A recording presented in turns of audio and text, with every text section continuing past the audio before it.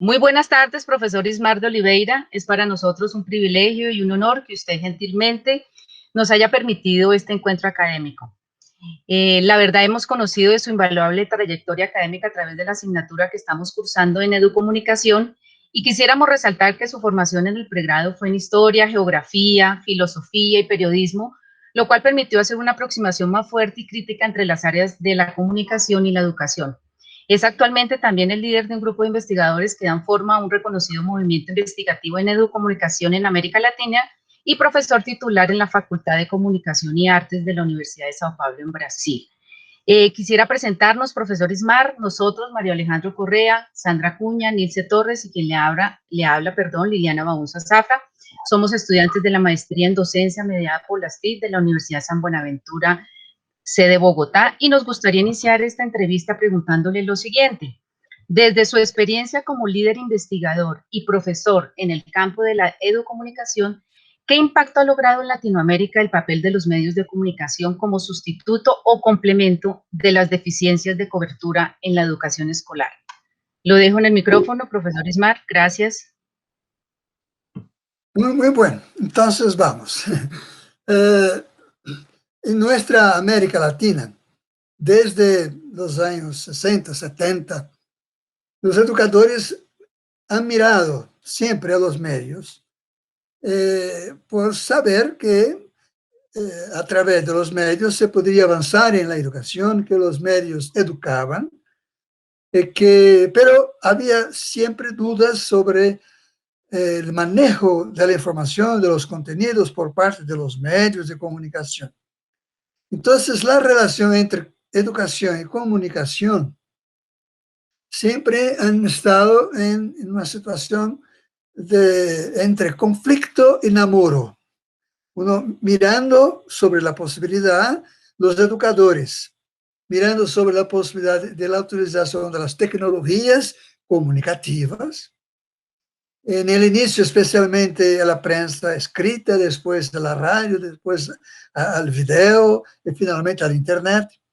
Entonces, para los educadores, el área de la comunicación era y es una área que ofrece a los educadores instrumentos para que los educadores se apropien de estos instrumentos, hagan uso de esto, y también el hecho de que los dueños de estos medios, sea el Estado, sea las empresas privadas, sea las empresas públicas, utilicen estos medios efectivamente educando a la población.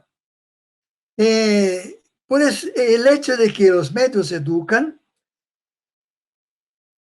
permitió a los educadores mirar hasta la posibilidad de hacer lo que se llamó en América Latina en los 60, 70, de lectura crítica de la comunicación, de educación a la comunicación. Bien, entonces la relación entre los dos mundos fue siempre una relación de aproximación y de cuidados. Cuanto a los medios de comunicación miraban la educación como cosa inmutable, cosa de los pobres, como una área que no ofrecía muchas oportunidades para crear noticias, para hacer algo interesante a sus públicos. Entonces, los comunicadores miraban a la educación como algo estático, algo sin motivación para sus pautas, para sus reportajes, de sus producciones. De toda manera, en algún momento los propios medios han entendido que podría ingresar en esta área para producir una educación pagada, una educación que se iba a comprar, producir contenidos educativos. Bueno, entonces estamos frente a dos universos, el universo de la educación, el universo de la comunicación, que tenía algo muy parejos, muy semejantes. Los dos, del pasado, se miraban frente a dos paradigmas muy semejantes. La educación, el paradigma iluminista. Yo, educador, yo, educación, tengo lo que decir, tengo una misión que es distribuir conocimientos promover una formación seriada de los alumnos, pero esto se transmitía. Y los medios de comunicación tienen una perspectiva funcionalista. Tenemos una función de distribución de contenidos. Para esto nos pagan, avanzamos, y avanzamos con mucha libertad para crear y avanzar. Entonces, los comunicadores, con la perspectiva funcionalista de quien produce información y la distribuye, siempre han exigido espacios de libertad de expresión para avanzar y siempre han logrado obtener, capturar las audiencias y vender las audiencias del mercado. En la educación, con la misión de distribución de contenidos, tenía mucha dificultad de acceso a las tecnologías y, por tanto, no tenía la misma capacidad de movilizar personas, de ponerse en la sociedad como algo muy legítimo, muy agreable para vivirse, para convivir. Entonces, los educadores siempre han mirado a la comunicación porque la comunicación ofrecía instrumentos, recursos para mejorar la enseñanza. Y los educadores también miraban a la comunicación como una área que no tenía un compromiso ético formal con sus audiencias. Bueno, entonces en estas situaciones de namoro, de confronto a lo largo de todos los tiempos que se pasó en nuestro continente, nosotros entendemos que los dos ámbitos nunca alcanzaron efectivamente una alianza en torno a algunos temas de interés colectivo. Había siempre una dificultad, porque los medios, aunque sí educaran, nunca asumieron su postura de educadores.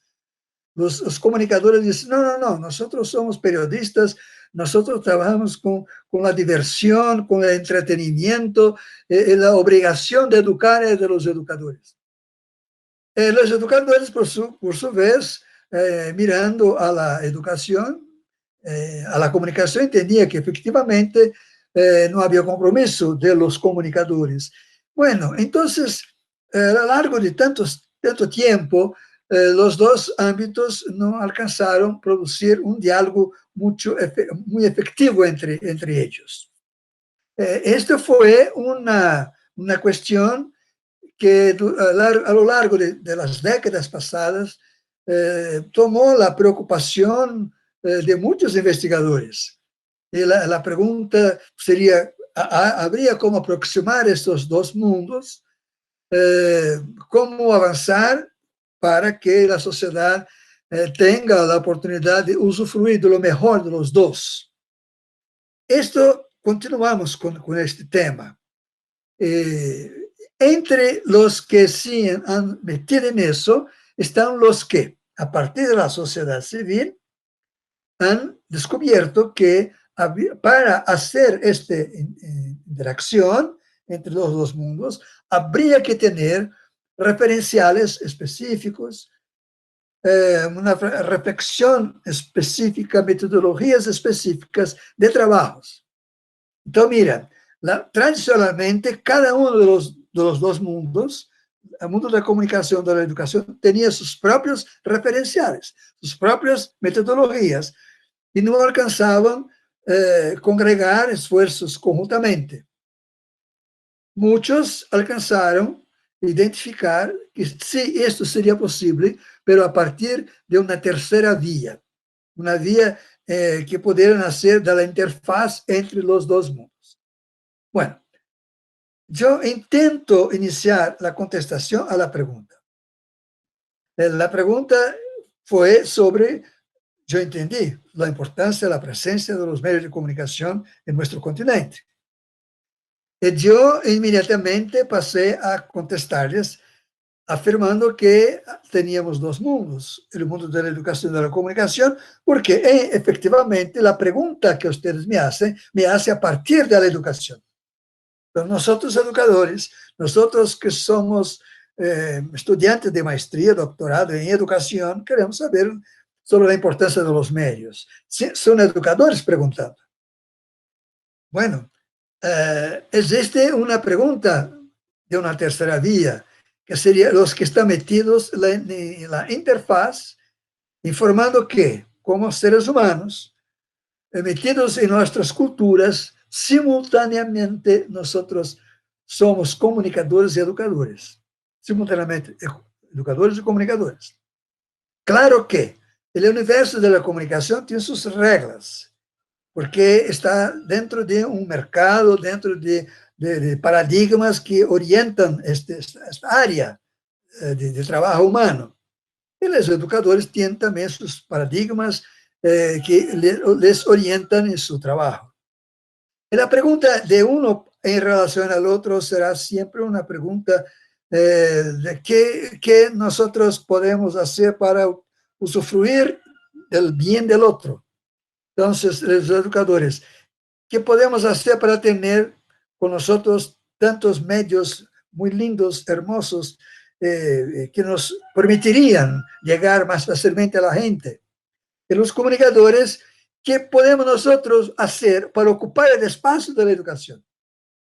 En este momento exacto en que vivimos, con la pandemia, con todo lo que representa el hecho de que las escuelas están vacías, el sistema mediático de América Latina está muy, muy atento, porque ellos entienden que puede avanzar en el área de la comunicación, el área de la educación, y ofrecer productos.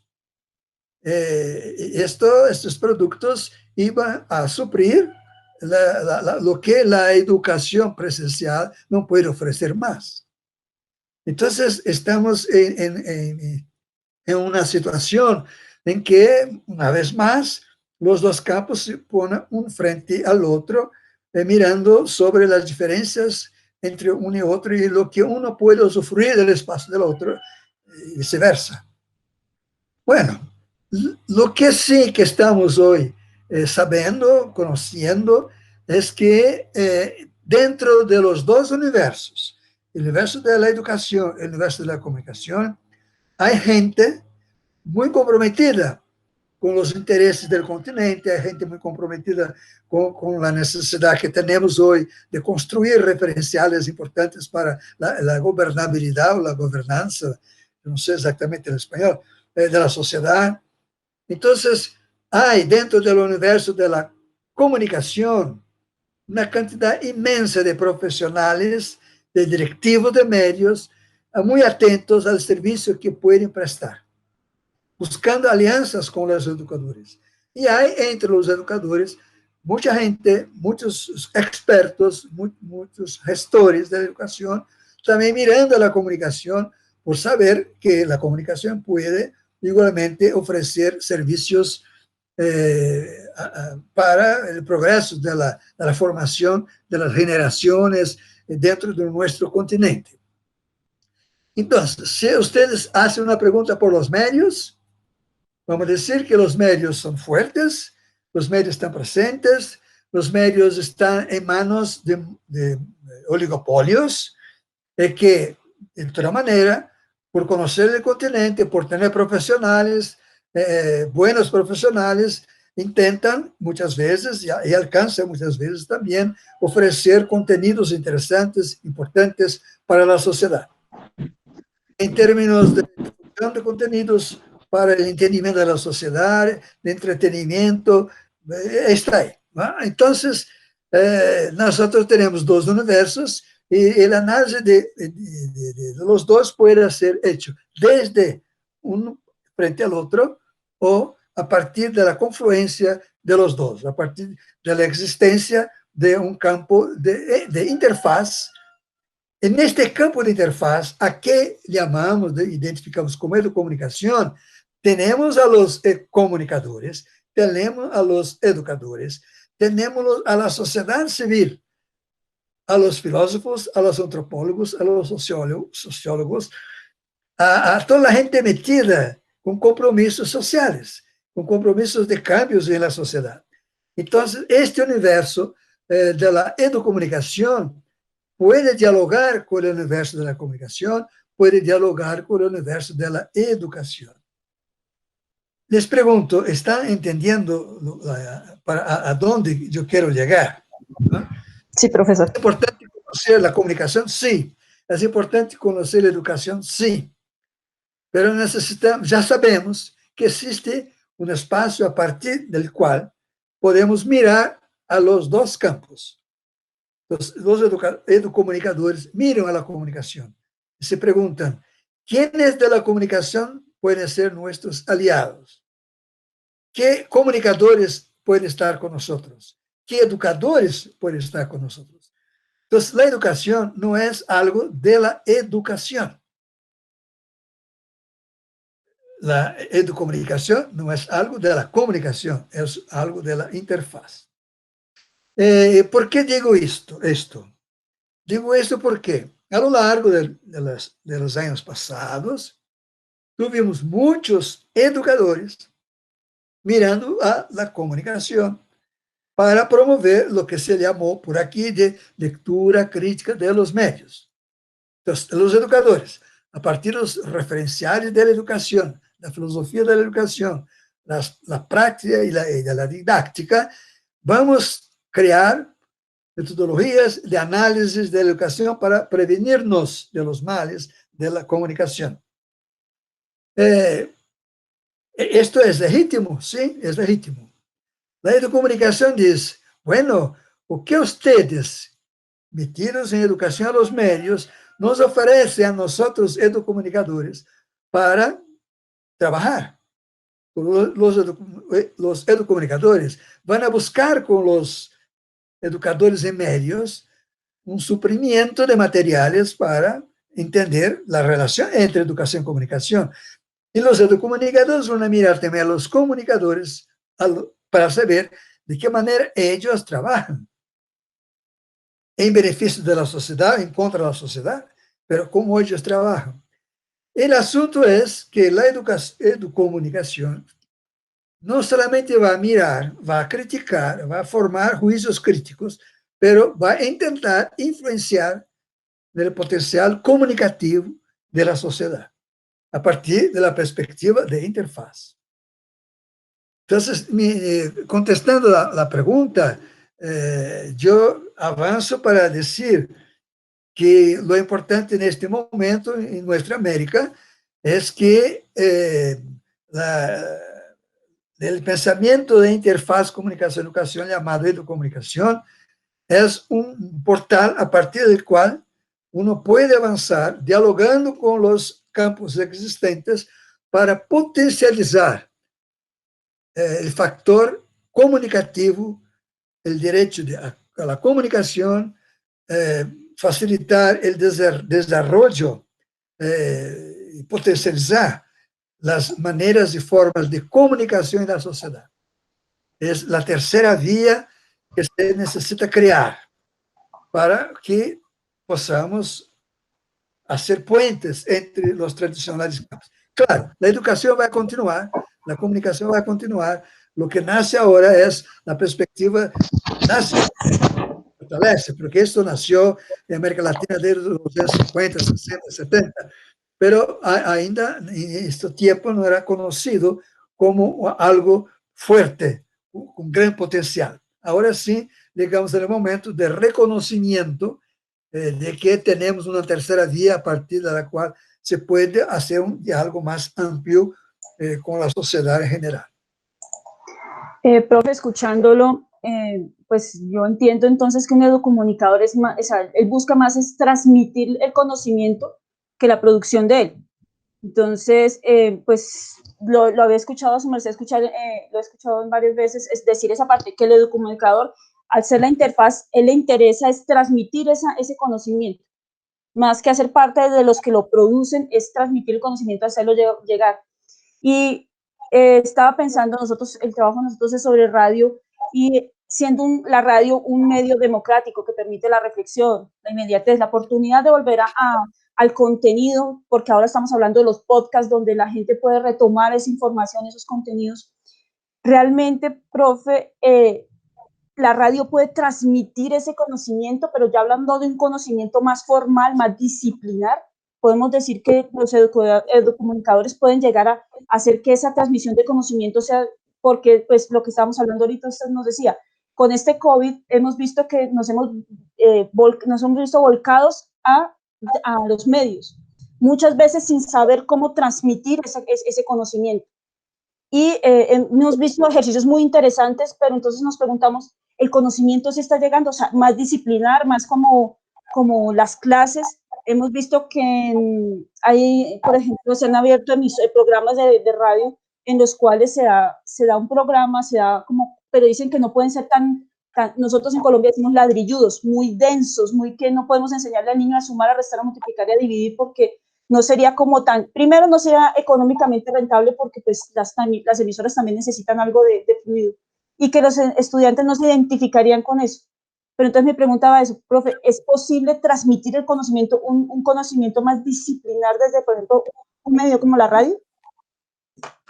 Bueno, voy a intentar contestarte diciéndote que la radio en América Latina fue una área de actividad que involucró a mucha gente desde los años 40, 50, 60, que cuando las comunidades latinoamericanas empezaron a producir comunicación, la radio fue el gran instrumento utilizado inicialmente para eso.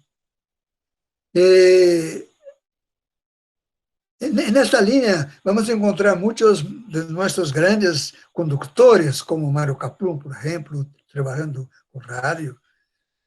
El asunto es que la radio se constituye en un instrumental de fácil manejo, de gran audiencia. Ustedes han tenido en Colombia experiencias fabulosas.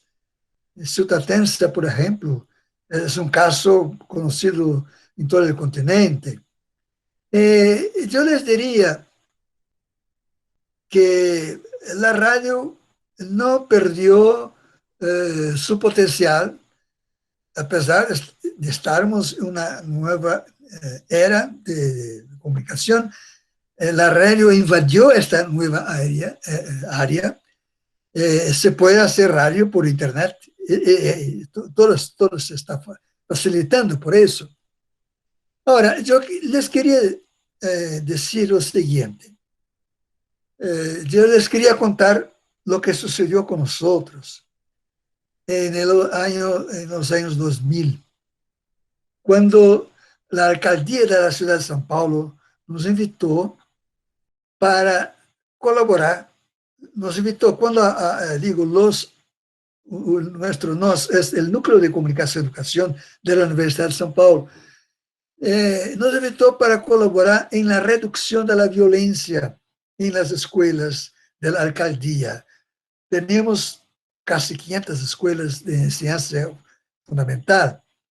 La violencia estaba terrible entre los alumnos, maestros, alumnos de la comunidad alrededor de la escuela.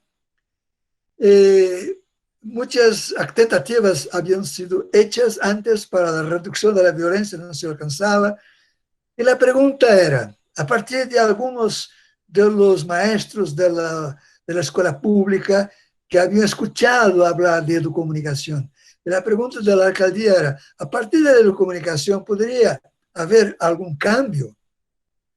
Lo que imaginaba la alcaldía era que nosotros íbamos a enseñar maestros para hacer actividades que posibilitaran movilizar a los alumnos a reducir su ferocidad bélica, su violencia.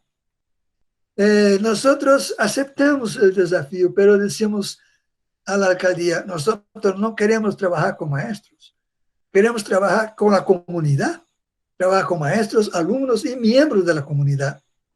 Y también no queremos formar a 2, 3 en cada escuela, queremos formar un núcleo. Entonces llegamos finalmente a una estrategia de trabajar con 25 personas de cada escuela, durante 7 semestres, 3 años y medio, para que 11.000 entre maestros, alumnos y miembros de la comunidad pudieran participar de actividades. ¿Qué actividades? Producir radio. Entonces, nosotros entendemos que el uso de la radio como producción escolar, hecha por maestros, alumnos y miembros de la comunidad colaborativamente, podría ayudar a solución de problemas.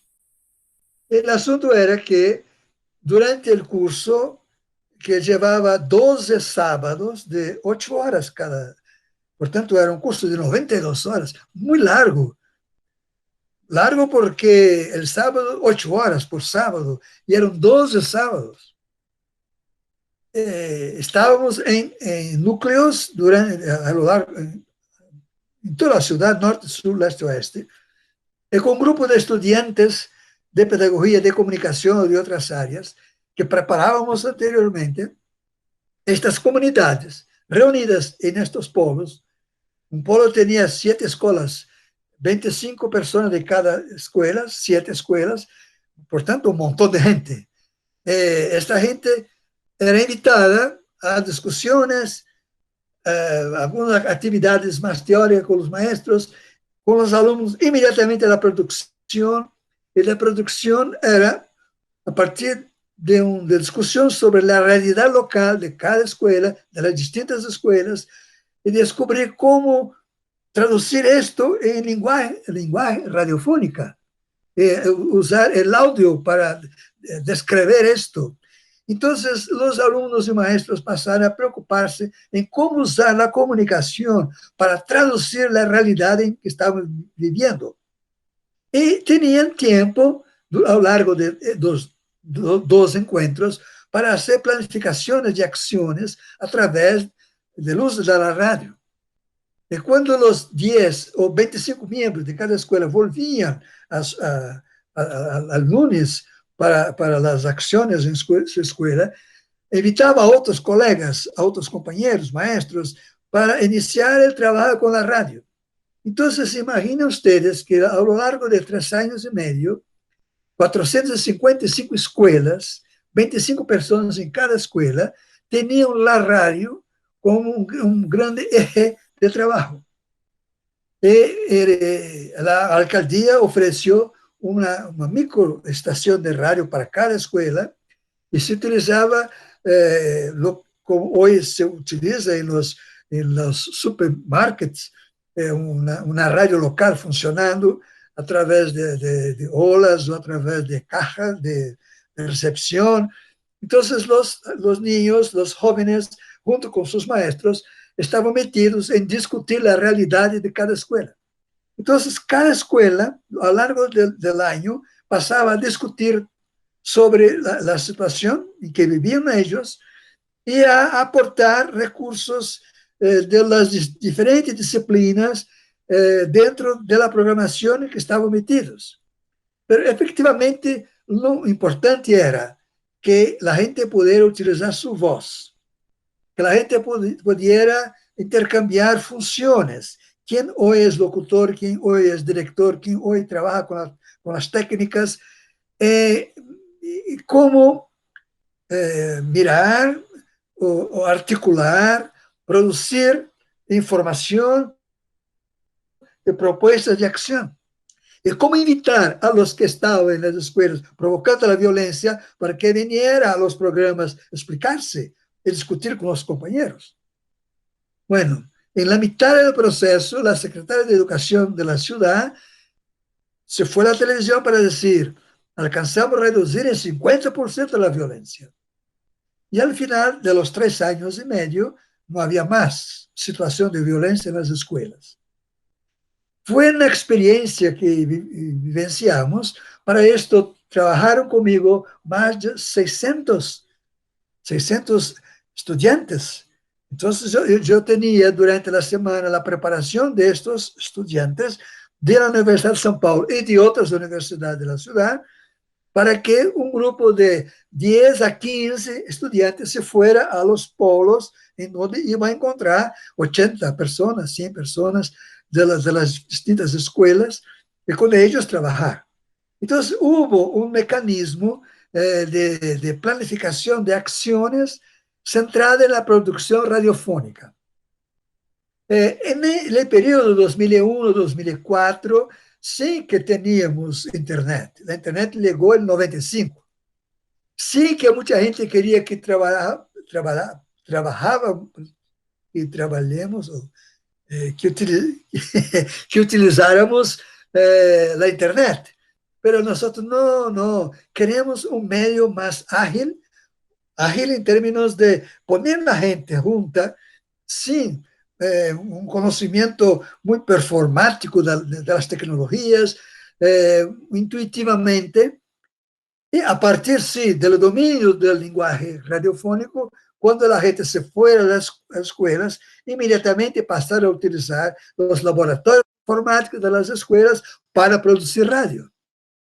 Entonces, inmediatamente, la alcaldía ofreció una microestación de radio a cada escuela. Después, los laboratorios de informática pasaron a ser los estudios. Y hasta hoy, pasados 20 años, la radio está presente en las escuelas de la alcaldía. Claro que hoy el performance involucra el video, involucra la internet y todos los tipos de tecnologías. Mas lo más importante fue el hecho de que la alcaldía de São Paulo aceptó que existía en la confluencia de comunicación y educación perspectivas de utilización de los medios de comunicación con motivaciones o con metas a cumplir en el área de la educación. Educadores y comunicadores juntos. Pero los educadores y comunicadores, inicialmente profesionales de la área, estudiantes de la área, después ellos mismos pasaron a entender y a ejercer estas funciones. Entonces, la pregunta sobre la radio, yo contesto como una experiencia fuertísima que vivimos nosotros y que está presente. Entonces, yo invito a ustedes que vengan a São Paulo y que puedan visitar estas escuelas. Los últimos 2 años, la UNESCO ofreció un premio a la imprensa joven. Es una área del trabajo de la comunicación, la prensa joven, que es una imprensa de niños de 6, 7, 8 años y de adolescentes y de jóvenes que se van al segundo grado. Todos produciendo comunicación a través de sus blogs y otras herramientas. De toda manera, ustedes podrían preguntarme, ok, es una actividad con radio dentro de las escuelas, pero es posible que la radio comercial, que la radio que existe, puede convertirse en espacios de formación, en espacios de educación. Es posible producir para la radio del mercado. Yo diría que sí. El hecho es que el asunto es que hay que preparar los comunicadores para que tengan un sentido, una perspectiva educomunicativa de acción. Muchos comunicadores hoy tienen en sus escuelas, sus facultades, aulas, clases de educomunicación.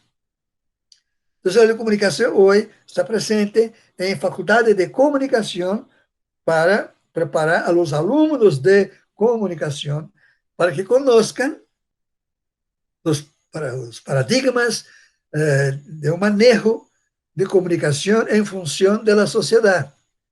En los últimos días tuvimos muchos encuentros y congresos en Brasil. Yo escuché muchas charlas de profesores de facultades de comunicación, por ejemplo, informando que una de las disciplinas de su curso se llamaba Educomunicación, y que los alumnos periodistas iban a hacer proyectos en donde la palabra no estaba con ellos, periodistas, la palabra estaba con la población. Entonces, estos periodistas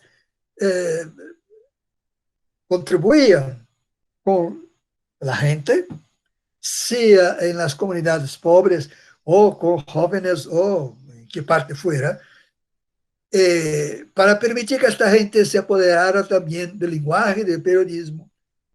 En vez de los periodistas irse para sacar informaciones, tomar informaciones y difundirlas, facilitaba que los propios miembros de la comunidad producieran ellos mismos comunicaciones y distribuyeran sus comunicaciones. Bueno, esto no es exactamente la filosofía del radialismo, en que un profesional de radio hace la noticia y distribuye la noticia profesionalmente. Pero es una perspectiva, porque lo que nosotros imaginamos son cambios que ocurren en el continente para que cada vez más personas puedan hablar y que los periodistas sean reconocidos como colaboradores de la palabra popular. En ese sentido, también muchos profesores de pedagogía, de facultad de pedagogía, también tenían o tienen la educomunicación para facilitar entender el paradigma de la educomunicación y cómo se utiliza el lenguaje, los distintos lenguajes dentro de los espacios escolares. Bueno, entonces la respuesta es sí. La radio puede colaborar de una manera educativa y lo hace siempre, mucho más que la televisión. La radio está muy presente en las pequeñas acciones de la comunidad. Los radialistas también están mucho más cercanos de la gente. Las audiencias de la radio favorecen a los comunicadores que intercambian con más facilidad con sus audiencias y toman los hechos de interés popular y defienden eso. Esto ocurre. Entonces, necesitamos de esto para la defensa de la naturaleza, de la defensa de los derechos humanos, para todo lo que es una bandera que tengamos de defensa, necesitamos tener educadores y comunicadores favorables a eso. Y tenemos, y tenemos. En el caso, la educomunicación favorece la formación del comunicador y favorece la formación del educador, porque es un campo de interfaz y con eso tiene un conocimiento conjunto de los procesos. Profesor Ismar, Sí. escuchándolo hablar sobre todos los procesos formativos que debería tener un educomunicador y esa invitación que nos hace bueno, que existe para esos jóvenes en el Brasil para que sean o produzcan contenidos educativos. ¿Qué características debería tener un educomunicador en primera instancia? Y otra pregunta sería, en Internet existen un sinnúmero de recursos educativos digitales que se caracterizan por la interacción, por la coautoría. Hay comunidades virtuales, los edu-youtubers, por ejemplo, que producen contenidos que son muy atractivos para los usuarios por sus contenidos, por la forma en que se interactúa con ellos, pero que no sé si desde su experiencia realmente usted pudiera considerar que se produce algún tipo de transformación educativa, si hay en verdad contenidos pedagógicos o por el contrario pueden llegar a ser superficiales. Nosotros necesitamos mirar para el hecho de que hay contenidos que la sociedad o que los sistemas de educación de los estados, de los países, de las alcaldías o de las redes privadas de enseñanza definen como necesario que se cumplan. Entonces, es el llamado currículum. Los currículos en el pasado siempre fueron construidos a partir de elementos necesarios para la evolución de los niños, de los adolescentes, para que pase a estadios superiores de conocimientos. Esto es, en verdad, un proceso industrial. Este ejemplo de graduación de informaciones, de agregar conocimientos de matemática en la lengua patria, en química y física, etc. Esto fue construido a partir de los 800 con la revolución industrial para preparar obreros para esta revolución industrial. Entonces, había necesidad de hasta crear módulos horarios. Entonces, las clases de 40 minutos, 50 minutos, en secuencia, contenidos de distintas áreas. Bueno, esto todo, el currículo, con contenidos, pasó a representar para la sociedad la escuela. La escuela es donde un grupo de maestros autorizados, porque formados en distintos campos, iba a distribuir contenidos, impartir contenidos. Era necesario después hacer exámenes a los alumnos para saber si habían captado los contenidos. Y después, si no, permitir que recuperen algo para poder avanzar.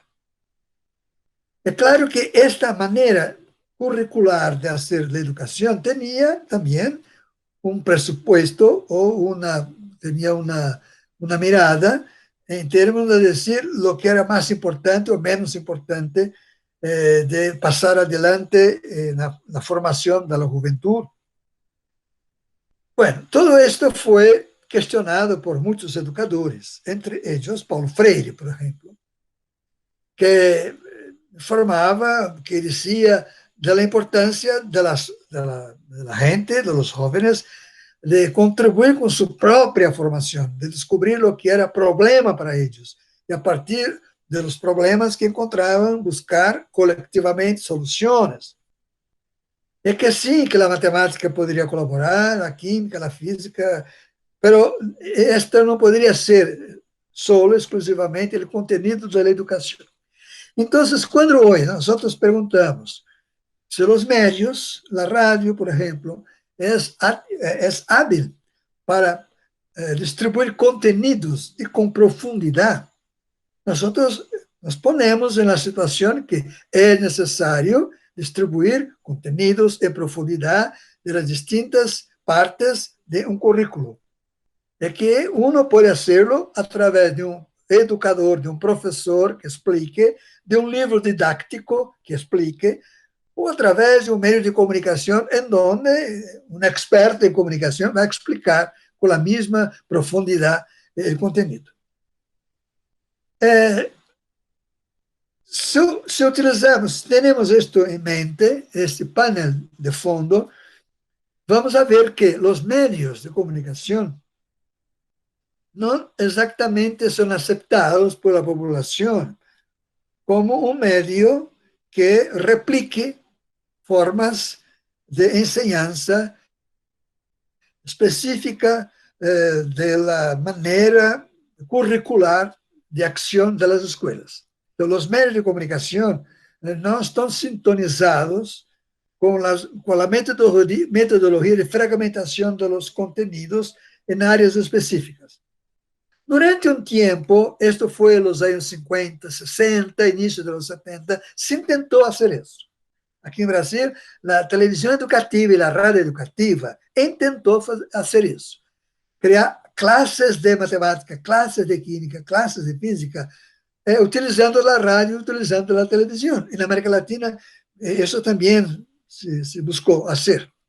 Imaginando que lo que se podía hacer en clases, con pocas personas, podía hacerse a un público inmenso, grande, a través de los medios masivos. En este sentido, hay que mirar para el hecho de que los medios de comunicación tienen una eficacia distinta de los medios de comunicación individual y grupal.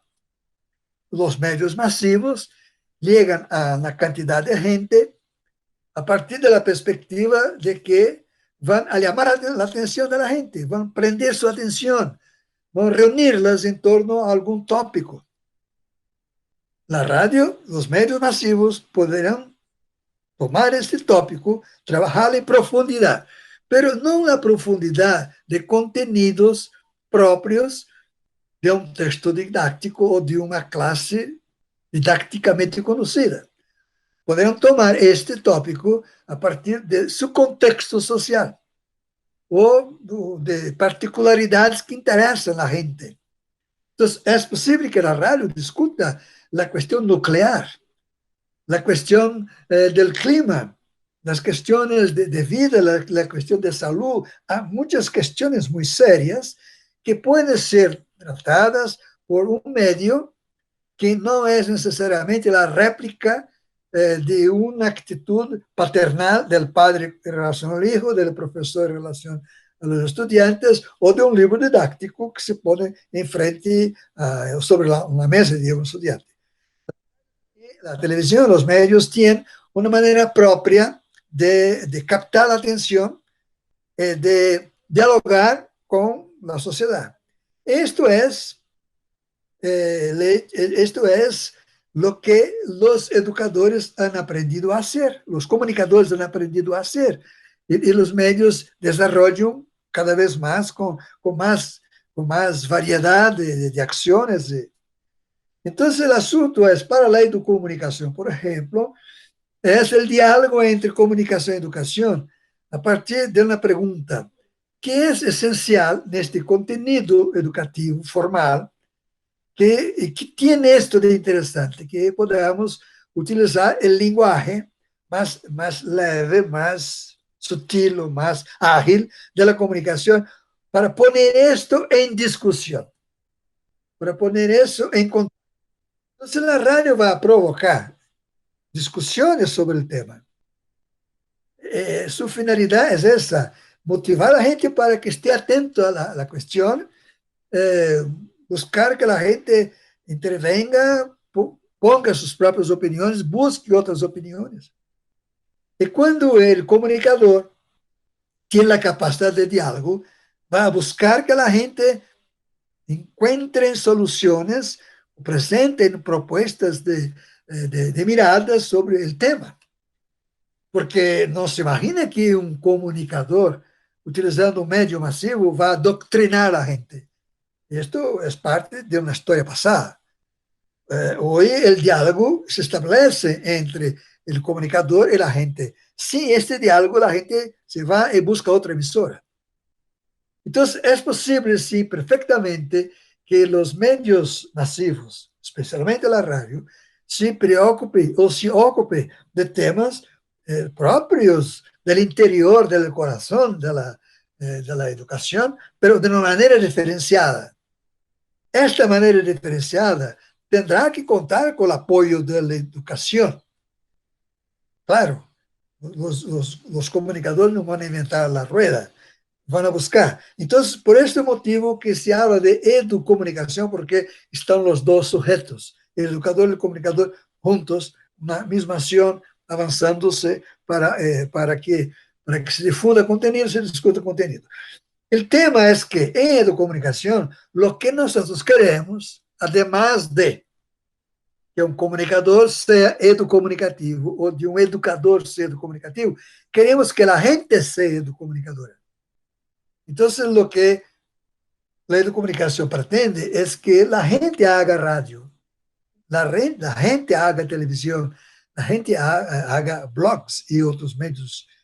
Efectivamente, esto nos fue facilitado a partir de los años 90 y especialmente a partir de los años 2000, con el ingreso de la informática, del Internet, con los recursos que tenemos hoy, eso se facilitó de una manera explosiva para toda parte, para todo sentido, para el bien o para también el regreso de la humanidad. Pero de toda manera, lo que sí que afirmamos es que es posible a los medios, al uso de los medios, trabajar con contenidos estrechos propios del sistema educativo. Ahora, cuando la educación entiende que formar para la ciudadanía, formar para la expresión, es contenido que tiene que ser trabajado en la escuela, esto facilita el trabajo educomunicativo.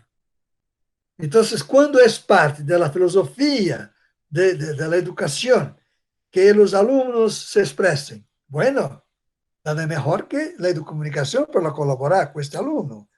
Porque la educomunicación va a decir para el alumno: tú no vas a hablar solito, tú vas a estar con sus compañeros. ustedes juntos é que vão a producir. Então, toda a pedagogia del diálogo e da dialéctica estará presente na ação. Então, uno não vai transformar um estudiante em um microcomunicador estelar. Não, em minha comunicação não há um educomunicador estelar. A comunidade é que é comunicadora. Quem tem mais capacidade avança em suas próprias capacidades e vai colaborar com os demais. E, conjuntamente, o equipo cria e avança. Então, contenidos da educação, contenidos formais, que seja matemática, que seja química, física, especialmente contenidos humanos, de interesse à ética, interesse pela antropologia. Quando falamos de antropologia, falamos de diversidade. A questão da diversidade é um assunto muito lindo em América Latina, muito lindo, e muito abandonado, lindo e abandonado. Então, os prejuízos entre as pessoas, entre as raças, entre homens e mulheres, são tremendos. Então, necessitamos combater isto de frente. E o combate se dá a partir do momento em que niños blancos, niños indígenas, negros, juntos estão trabalhando e apresentando suas propostas e avançando. E as tecnologias nos favorecem para isso. Doctor Ismar, bueno, aparte que estamos totalmente regocijados de escucharlo a usted con toda su intervención, para finalizar, quisiéramos hacerle esta pregunta y muy precisamente muy articulado con lo que nos acaba de decir. Colombia, nuestro país, es muy rico culturalmente, nuestras etnias, nuestras lenguas autóctonas y todo este proceso de riqueza que nos identifica Colombia en Latinoamérica, principalmente. Nosotros seremos magísters en docencia mediada por las TIC. ¿Qué consejos nos da a nosotros, a los compañeros que luego lo escucharán a usted? ¿Qué consejos nos da para nosotros emprender y motivarnos a participar en proyectos educomunicativos? Déjenme decirles una cosita. Cuando ustedes aún no habían nacido, en 1970, me fui por tierra de São Paulo a Bogotá. Yo ingresé en Bolivia, después por tierra, por bus, por tren, que sea. Bolivia, Perú, Ecuador, ingresé en Colombia. Bueno, cuando ingresé en Bolivia, sentí una diferencia cultural muy grande. Lo mismo ocurrió cuando estaba en Perú, en Ecuador. Pero cuando llegué en Colombia, me parecía a mí que estaba de retorno a Brasil. Yo sentía muchas, en la fisionomía de la gente, la manera de sus acciones, la amabilidad, todo lo que se pasó allí durante los 15 días en que atravesé de la frontera de Ecuador hasta Bogotá, conviviendo con la gente. Siempre, yo estaba siempre solo, pero siempre con compañías nuevas, porque me agregaba grupos. Cada parte del trayecto, nuevos grupos estaban metidos y me iba avanzando. Pero en Colombia me sentí en Brasil, justamente por la diversidad de culturas, de lenguajes, y una cierta unicidad también en la simpatía de la gente. Cuando me fui a Bogotá, hay un cerro, ¿no? Hay un cerro alto, ¿cómo se llama? ¿Montserrat? Montserrat. Montserrat, sí, señor. Bueno, me fui arriba. Y allí, mirando la ciudad, encontré una familia. Esta familia, cuando escuchó que yo estaba hablando algo extraño, ¿no? Me preguntó de dónde era, y soy de Brasil. Y me invitaron a ir a su casa, porque ellos tenían una colección de discos de música de Roberto Carlos, que en este tiempo iniciaba en América Latina. Y me fui a casa de ellos. Entonces, fue una cosa muy sencilla, muy amable. Bueno, eso todo para decir que retorné a Colombia diferentes vezes, me fui a Cali, me fui a Pereira, ¿dónde más? Medellín. Bueno, entonces, cada vez que vuelvo a Colombia, vuelvo a Brasil. Yo salgo de Brasil y retorno a Brasil en Y sigue invitado, profesor. Muchas gracias, muchas gracias. Mira una cosita, qué interesante. Mario me dice que ustedes se forman en profesional que va a trabajar en las tecnologías y educación, ¿es eso? Bueno, entonces ustedes tienen un potencial muy grande en las manos. Usted podrá utilizar las tecnologías a partir de lo que la industria de las tecnologías han designado. Las tecnologías tienen los fabricantes, los tecnólogos, los que han producido todo eso, tienen una filosofía. Hay un mercado para eso que enseña cómo utilizar esos aparatos. Entonces, hay manuales que se puede cumplir y utilizar los equipos, sus tecnologías, para fines que son tradicionalmente los de facilitar el trabajo del maestro, permitir que la didáctica del profesor sea más eficaz. Bueno, la educomunicación viene para decir, ok, pero el tema hoy es otro. El tema hoy es que la comunicación, las tecnologías están en el centro de una terrible bomba atómica. Son el núcleo de una tremenda bomba atómica, porque es el hecho de que la difusión, la abertura que los medios han permitido, a facilidad de acceso, han facilitado que la gente utilice estos medios a partir de una perspectiva antieducativa. Si tomamos a la educación como una área de formación de personas para la vida, y esta gente, ustedes saben muy bien de lo que estoy hablando, de la desinformación en cuanto a cultura, de la llamada fake news, que uno puede tomar como algo que se puede identificar, se puede examinar. Entonces, vamos buscar informaciones, vamos aclarar, pero el asunto no es que tenemos una, dos, tres mentiras que se puede identificar y aclarar.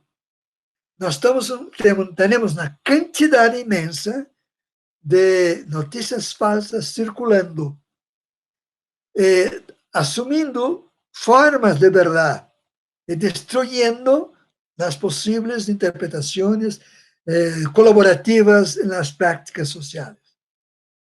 Entonces, nosotros estamos ante el peligro de no alcanzarmos más tener elecciones democráticas, porque las noticias falsas van a impregnar la sociedad y conducirla como rebaños de animales para un lado y otro lado.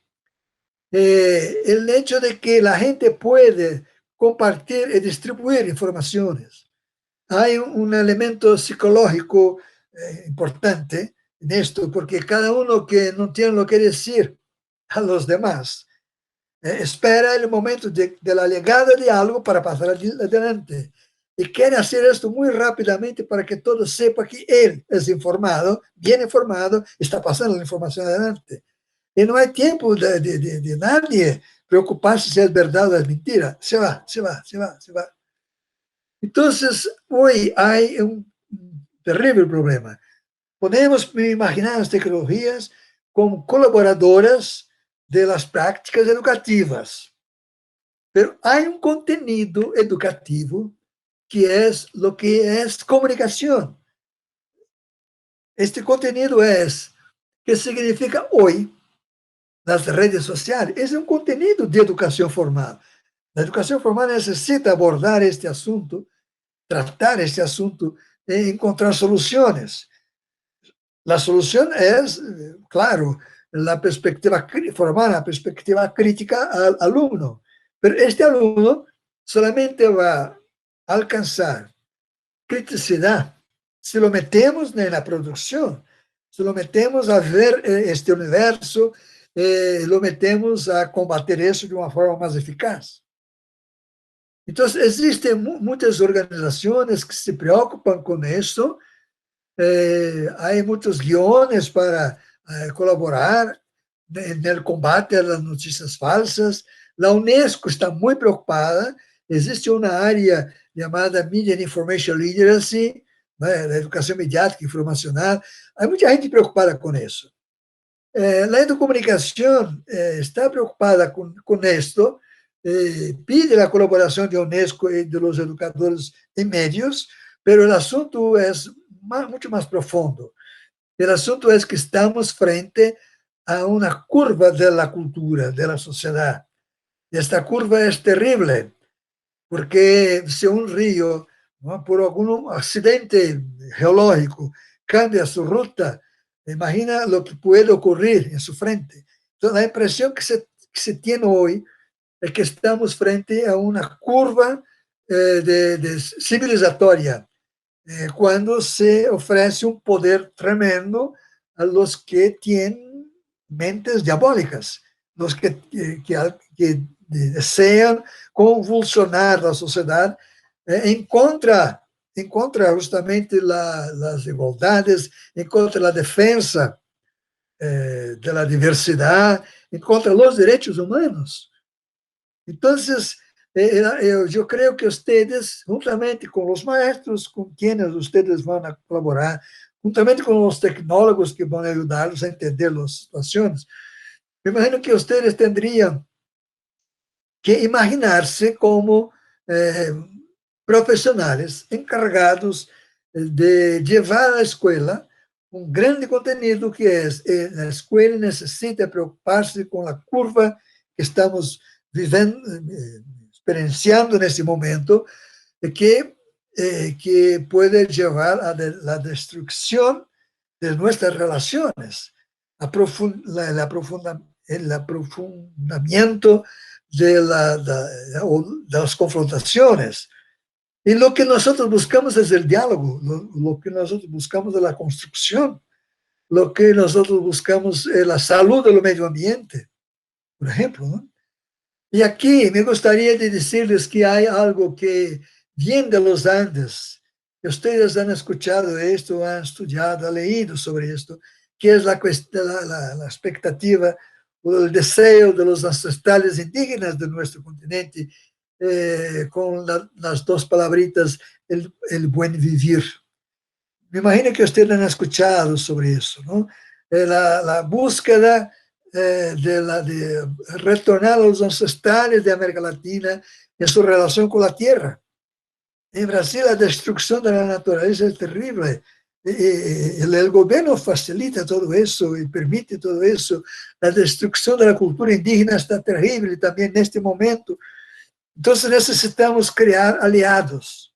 Estamos en una guerra en que los aliados son los que van a detener la comunicación en sus manos o empoderarse de la comunicación y permitir el empoderamiento comunicativo de la gente. Entonces, sin que las tecnologías nos favorecen a ustedes, puede favorecer a los distintos contenidos, pero hay un contenido esencial que son las propias tecnologías. Entonces, las TICs en sí, ellas mismas, son un tema educativo. ¿Qué hacer con eso? ¿Qué importancia tiene eso?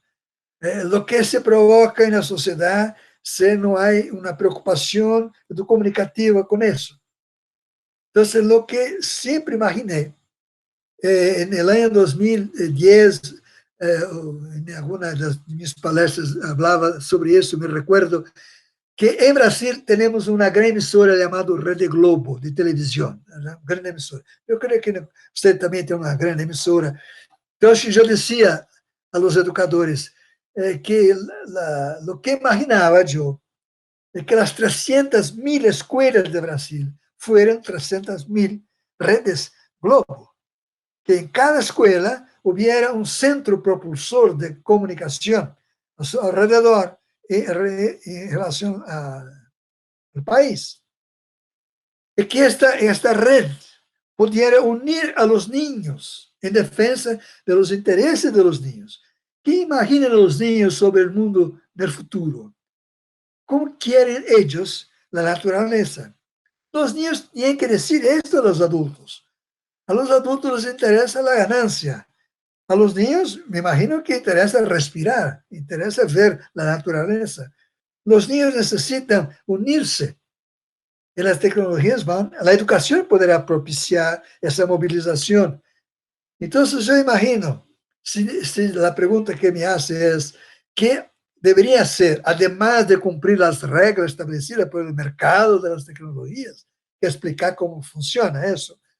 Yo les diría que tomar las tecnologías ellas mismas como un contenido y mostrar cómo culturalmente este contenido está en el centro de las relaciones de poder, y que si antes, en el pasado, nuestra preocupación era la lectura crítica de los medios, hoy hay que reconocer que tal vez necesitemos aliarnos a los medios y se declaren o tengan propuestas de colaboración con la sociedad y juntos, escuelas y medios de comunicación, luchar por el derecho a la comunicación.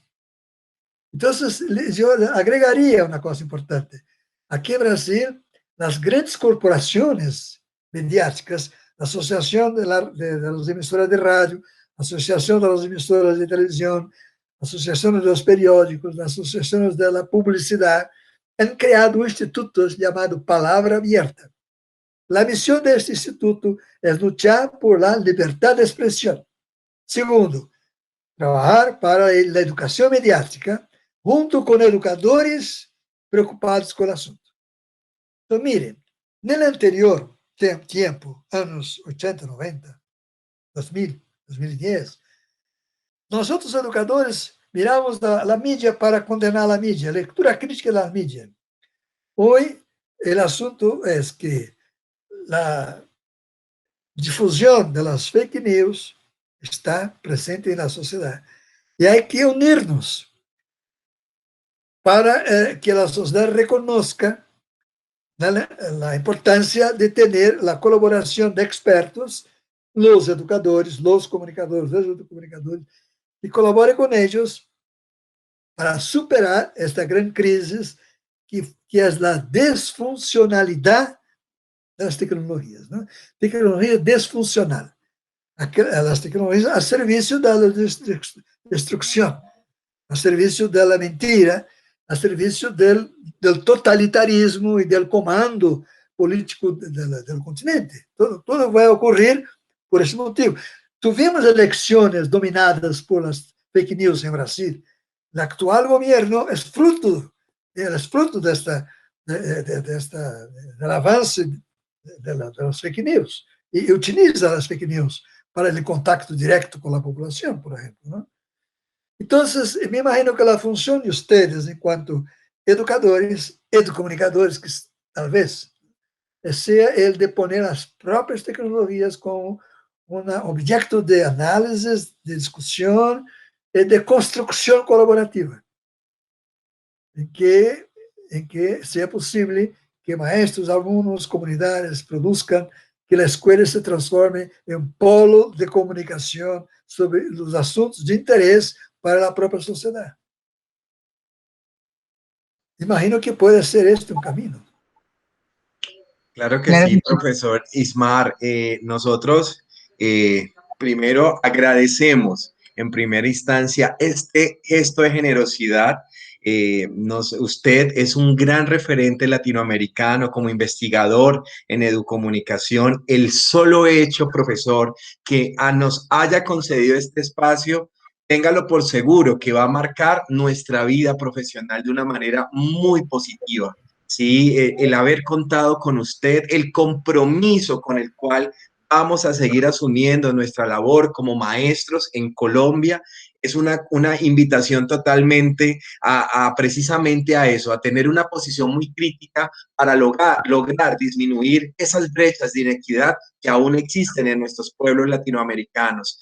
Entonces, profesor Ismar, no siendo más, en nombre de los estudiantes de la maestría en docencia medida por las TIC de la Universidad de San Buenaventura en Colombia, le damos una infinitas gracias y un fuerte aplauso más que merecido.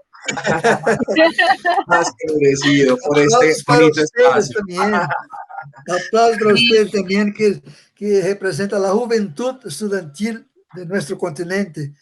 En eso, esto fue una alegría muy grande por tener esta oportunidad de esta charla con ustedes.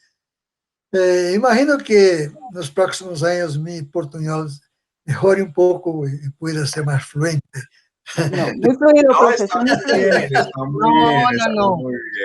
Está muy bien. Muchísimas gracias, profesor. Profesor Ismar tiene 4 amigos más aquí en Colombia. Esperamos, ojalá, tener la oportunidad de conocerlo personalmente. Casualmente somos de diferentes regiones. Ojalá que se nos dé esa posibilidad. Cali, Santander. Hay mucho que hacer aquí en Colombia. Como ya se dio cuenta, somos un país diverso. Muy parecido, como usted lo dijo, y de verdad que aquí con los brazos abiertos lo esperaríamos, que ojalá tengamos esa posibilidad. Fue de verdad un gusto, un honor, un placer haberlo conocido. Infinitas gracias, como lo dijo Mario, por esta posibilidad. Yo le voy a enviar adicionalmente el contacto del sacerdote que nos dio la gracias el por la padre Miro invitación. Cepeda, porque él también lo admira mucho y está muy contento de que nos hubiera dado esta posibilidad. Entonces yo le voy a enviar también su contacto para que de pronto puedan reanudar ahí comunicaciones y pueda visitarlos nuevamente por allá en Roma. De verdad, mil gracias. Un abrazo gigante desde Colombia. Infinita. Nos vamos así con el corazón hinchado el día de hoy. Qué bueno. Espero que nos encontremos. Nuestra claro que sí. Es cortita. En algún momento vamos a encontrar. Sí, señor. Así va a ser. Mil gracias. Hasta luego. Muchas gracias, profesor. Hasta luego. Hasta luego. Nilce, Sandra, Liliana y Mario. Sí, señor. Gracias, chao. Hasta luego, profe. Chao. Liliana, ¿cómo nos salió eso? Uy, excelente. No, La yo estoy así como sin palabras. O sea, ahora nos toca es avisarle o sea, aquí no se puede cortar nada porque todo está muy bien. Sí, ¿cómo hacemos un podcast de esto? Bueno, eso será en otro momento que lo vamos a charlar. Bueno, sí, yo voy a cortar aquí, les voy a compartir esto y después nos vamos a reunir porque estoy todavía lejitos de la universidad y pensé que no nos demoramos tanto, pero valió la pena todo valió gracias la pena. A Dios, salió bonito. Y gracias a Dios. Mil gracias a todos. A ti, muchas gracias. Chao. Adiós, gracias. Chao, Liliana, gracias.